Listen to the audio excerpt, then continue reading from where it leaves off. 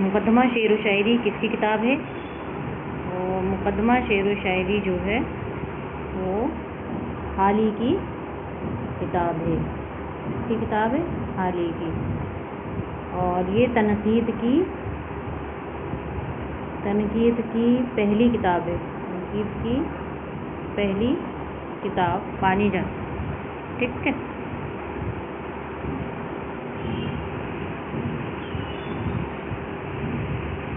اگلا سوال ہے مرزا غالب کی پیدائش کب ہوئی؟ تو مرزا غالب کی پیدائش جو ہے 1797 میں ہوئی اور وفات کب ہوئی؟ 1869 میں. مرزا غالب کا پورا نام ہے مرزا اسد اللہ غالب. ٹھیک ہے.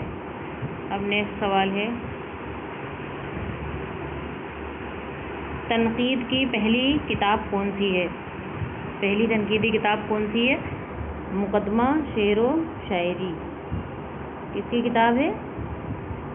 حالی کی. کس کی کتاب ہے؟ حالی کی. ٹھیک ہے. اگلا سوال ہے باغ و بہار کس کی کتاب ہے؟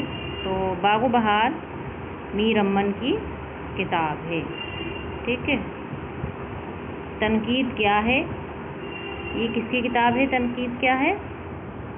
تو یہ ہے کتاب آل احمد سرور کی. ٹھیک ہے.